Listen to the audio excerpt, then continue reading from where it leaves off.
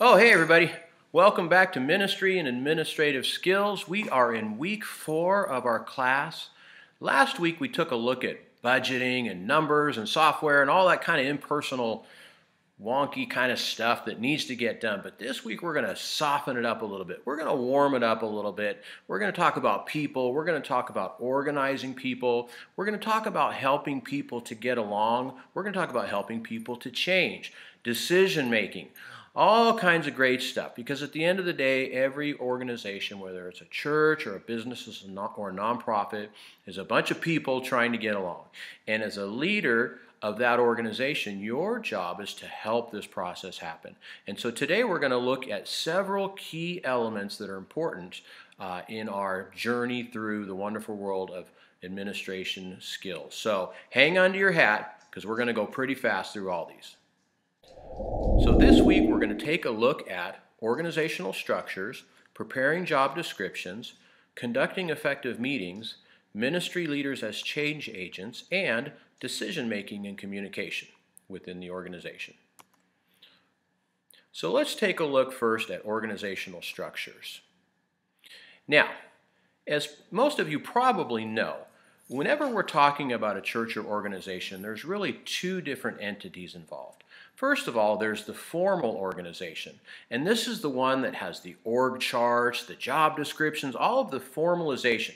And when we refer to formalization, we're really referring to things being written down, right? Something is formal in a managerial sense if it is written down and is documented. There's a policy process, all right? So there's the formal organization, the way we think things are going to go, the way we think people are going to behave. And then, of course, there's the informal organization. And what is that? That is one where people are governed and organized around relationships, things like status, legacy, all those sorts of things. So again, we can put boxes on a piece of paper, but we can't put people into those boxes necessarily, right? So we can put their job title or whatever, maybe even their name, but because an organization is people getting along, it's much more of a fluid, dynamic type of an entity. Really, an organization can be seen as this informal entity as well, where people get together and are organized according to these other kinds of things. So this is important to remember. So as much as we would like to mastermind the organization and force people to stay in boxes and to do their jobs and to behave the way they're supposed to behave and reach organizational goals, the reality is that people come to organizations with all their idiosyncrasies and quirks and history and relationships and power bases and all these sorts of things. And this is what really makes leadership fun.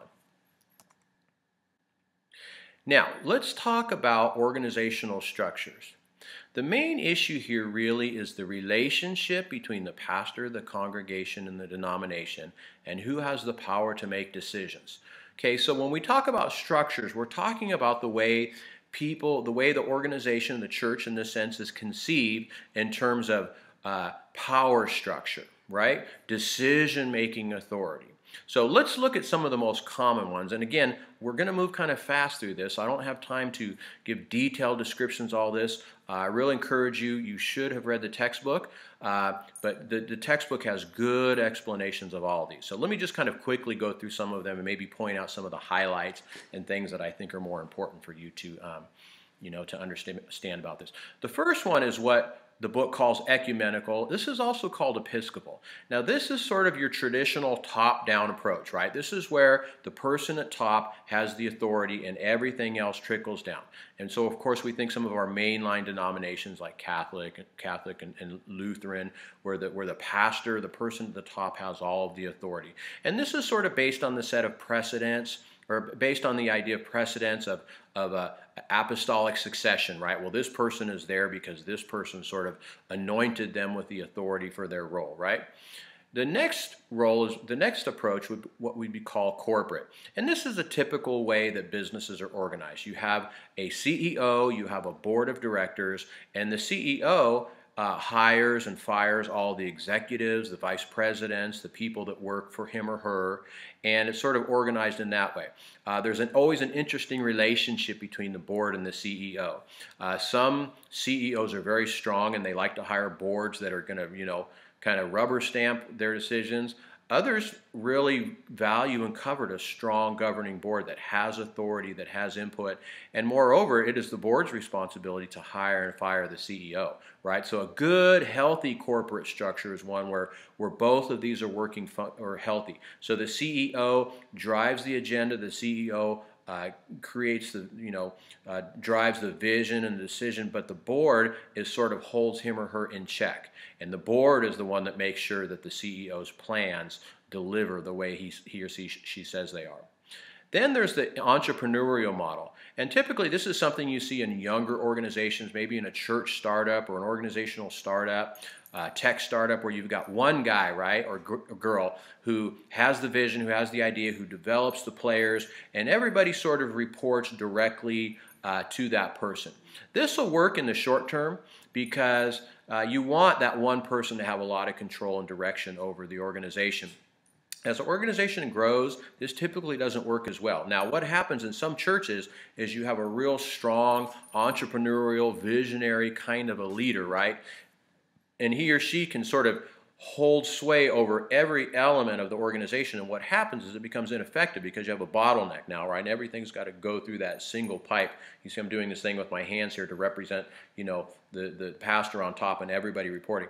But typically as organizations grow, they kind of get more of a corporate structure where there's assistants, VPs, associate pastors, executive pastors that sort of function over main functional areas, right?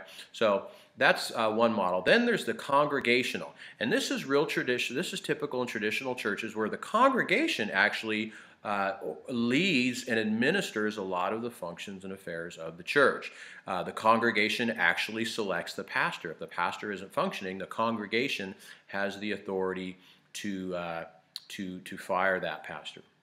And then, of course, there's the modified Episcopal. And I like this because this is the model that's used in my denomination, which is Foursquare. And the modified Episcopal sort of has the best of both worlds of the Episcopal and the congregational.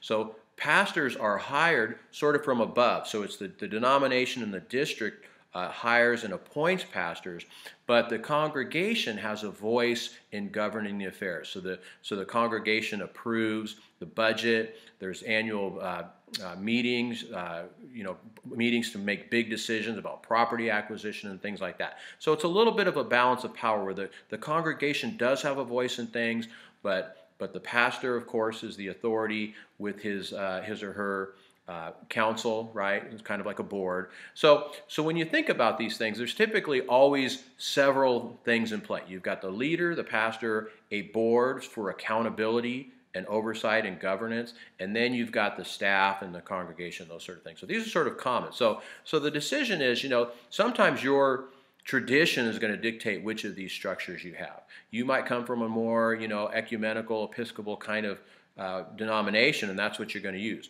If you're part of Foursquare, you're going to have this modified Episcopal. But it's important for you to understand these different ways that we can organize so that you can organize the most effectively. Now, the next thing we'll talk about here real quickly is what's called departmentalization. The main issue really here is how will the work be divided and who is responsible for what. So you know that an organization is too big for everybody to just sort of all do the same thing, right? So what we do is called the division of labor. You guys are going to do this, you guys are going to do this, you guys are going to do this, right? So traditionally in churches, this has been done along age groups and functions. So you have the children's, or you have the pre-K, you have the children's, you have the youth, college, adults, men, women. That's sort of the traditional way that churches are departmentalized, right? And then of course you have other things like music and media and administrative support and outreach and missions and all these things, right? So these are kind of considered the department or departments within the church. Now an emerging and more common thing now, as the book points out, is what are called cross-generalization approaches. Because the challenge in churches when you're talking about ages is from the transition and the coherency of the overall program. So when you have a program that's everybody sort of in their silo, kids can move from stage to stage and there's no continuity. There's no sense of, all right, we know what's happening here and we're preparing for them. And moreover, is when kids get older, right, are they integrating into the life of the church? And this is really a tragedy in my opinion. So many youths, so they're done with youth group and they're gone. They don't go to the church anymore because they've been so segregated, right, into these different silos throughout their church experience. Once they're out of the silo, they kind of get lost in a larger congregation, and they might just slip out the back door. So really the challenge now is, how do we integrate all of the departments, and how do we keep people into the life of the church so when they get older, they haven't, they feel like they know what's going on. They're part of the church. They've been integrated into these other ministries. They've been integrated into the worship, into the outreach, into the administration, and all the areas of serving in a church. So this really is kind of a challenge for church leaders, is to do this effectively. It's not easy, but it's an important thing to consider, how we divide up the work, how we integrate, right? So you've always got this tension going on in any organization. It's the division of labor, but also the integration of all these parts. So that's sort of the ongoing challenge, the tension to be managed, right? This isn't necessarily a problem to be solved, but this is a tension to be managed, one of these kind of larger existential issues that churches and organizations face. There's my dog barking. That's an existential issue that I face on a regular basis. Okay, the next thing I want to talk about here is the organizational chart. And I mentioned this at the beginning of the video, but let's talk about this. What is an organizational chart? Well, it's really a diagram of the various functions, divisions, departments, and or positions which are to be found in the organization and how they relate to one another. Okay, so you've seen the organizational chart. Really, it's usually laid out like this. You usually have the pastor, the CEO on top if it's a business or a church. You have a board either here or here, right? And then you have lines going down to various departments or vice presidents or staff positions, and then they all have their own little structure. And depending how big and complex it is, this can kind of really go on and look like like a big old upside down tree, right? It kind of gets real big. And smaller organizations, you're going to have one person here, and you're going to have a line like this, and you're going to have 3 people, right? You don't even need an org chart at that point, right? You can still operate fairly informally. But the bigger you get, the more complex you get, the more important it is to really think about this organizational chart. Now, here's a few principles that will help you to develop and to maintain a chart that's actually helpful for the members of the organization. Chart the organization as it presently exists. Circulate it amongst the leaders and department heads, review and incorporate approved revisions, publish it to all levels of staff, routinely review, revise, and publish. So if you don't have an org chart, this is a great opportunity to get together and say, hey, how are we going to organize? Who is responsible to who? What are the titles going to be? And this is kind of an important thing too. What's the name that's going to go in the box? And titles are really important. We know in the Old Testament, right, that God named people, and those names are important. Well, I believe in an organizational setting that's also true, because there's sort of these different levels, and there's assumptions made, right? And the book talks about these things. There's assumptions made based on your title. So if, for example, if you're a coordinator or a facilitator versus a minister, right, or a director, these all have different connotations, and maybe your context is a little bit different. Every context is different. But being aware of what those are, trying to be consistent across, so people at the same level. So this guy who's doing this work isn't a director and he's a facilitator, right? Make sure there's parity of titles, all those sorts of things. So this is a good time, a good exercise to hash out some of those titles, reporting relationships, and whatnot. And then, of course, like other organizational documents, this is a living document. This isn't something that you make it once and you forget about it. I would say every 6 months to a year, this should be revised, because members come in and members go out and things change over time, right? And again, because an organization is a living, dynamic thing, it's not going to just stay in those little boxes as much as we'd like to get them there. So always be revising your org chart as necessary. Okay, let's talk about preparing job descriptions. What is the value of job descriptions? Well, they're general guidelines on what's expected of the employees. They help employers set wages and salary scales. They help define essential job positions. They help outline typical job responsibilities. They help avoid awkward guesswork and assumptions. They facilitate effectiveness, avoid pitfalls of hidden agendas or mistrust. They assist in employee recruitment. And of course, they engender world peace, and they might even cure acne if you use them correctly. Actually, I'm just kidding about the acne and world peace part, but they are a valuable part of an organization. And so the book talks about position, I think, service descriptions, right? Because when we think about a job description, it sounds like something I'm getting paid for. Well, if you're in a church setting, you might want to consider calling these position descriptions rather. It's sort of an outline of what your role is, what you're expected to do in this position. And this is really important, not just for the formality and kind of all this other stuff, but it really helps people's morale. They know what they're supposed to do, and moreover, they know what they're not supposed to do, right? Because there's, again, I mentioned this before, there's never a shortage of things that can be done in a church. So we have to kind of, help people bracket their responsibilities so that they don't kind of, suffer job creep or whatever, right? So kind of help them set guidelines. This is healthy for them. It's healthy for you. It prevents them from being burnt out, right? So we just say, this is what we want you to do, this and no more. Anything else is up to your discretion. And we really don't want to burn our volunteers out. We're going to talk about that more next week, but a job description will help you from knowing, from giving too much to that person and thus burning them out. So, when should we revise these job descriptions? Well, I would say, the book says, when a vacancy occurs, there should be an evaluation and revision. After 6 months, a position's job description should be reevaluated and revised. The job description ingredients include all of these things here, which you can read. And actually, this week we're going to have a discussion activity around this, so you'll learn more about it there. So, again, a living document. When people come in, it should be revised every 6 months, or I would say whenever you do a review of that person, their description should come out and you should say, is this really what you're doing? Because it's a good opportunity to say, you know what, we thought you were going to be doing this, but you're really doing more of this. So why don't we scratch that line item and add this line item? So now your job description, what you actually do, align better. So that's a good practice, I think, on a regular basis. You might also think at the review, right? We'll talk more about review and assessment later in the class, but you might say, this was a really important part of your job that's not getting done. We need it to get done. And so that's so these things, these line items on the job description hold that person accountable to what they're supposed to do, right? If there's mutual agreement, yeah, this really wasn't as important as we thought, and you are doing something that's important, great. But it's a point of accountability as well, right? That's another purpose for the job description. All right, let's move on to talk about conducting effective meetings. You can consider meetings a social event. They're a necessary element of organizational life, yet the potential waste of time. And boy, how many meetings have you been in where at the end of the meeting you're like, can I get that hour of my life back?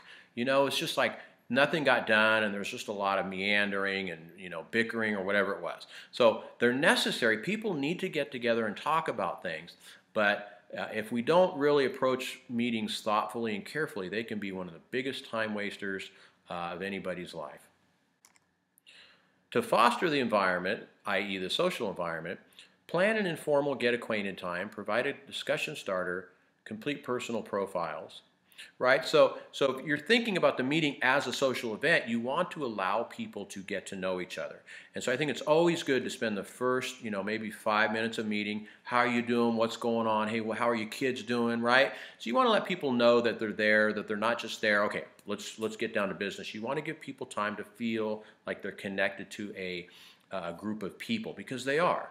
And all of us, when we come to a meeting, no matter what role we're in, we need to feel comfortable with that group of people. So having a time for just kind of small talk, warm up kind of activities is very important for the cohesion and developing trust and all those sorts of things that's important in a group. So building community is important to team building and a conducive environment. It nurtures a degree of group cohesiveness, right? So people feel good about the group, they feel committed to the goals of the group. If they like each other, they're going to be cohesive. And there's been lots of research that shows that a cohesive group is a productive group, up to a certain point. If you get too cohesive, if it's more about concern for the relationships and those kinds of things, then productivity goes down. But you need to build that cohesiveness in the group through the team meetings in order for them to be optimally productive. All right, let's talk about types of meetings here.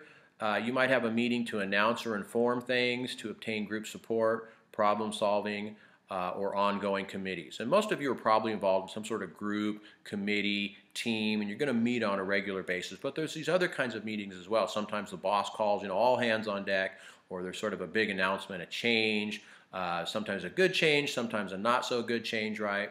Sometimes we have an issue, a problem solving. We need to get together, put our heads together and try to solve this. Maybe an ad hoc committee, right? People called together from different departments to solve a problem. What are some of the elements of a meeting? State your purpose, remind participants of their value. Preparation is essential to meetings. The location is essential, right? Location, location, location.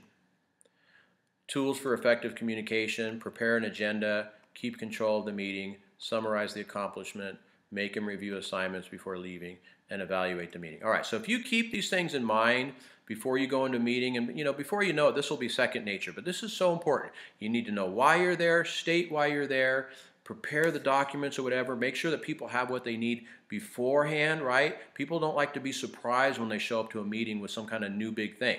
So send out a document or something that's going on before the meeting so people can actually think about it, and then they actually can speak more intelligently in the meeting. And that's how you get more effective meetings if people are prepared, right?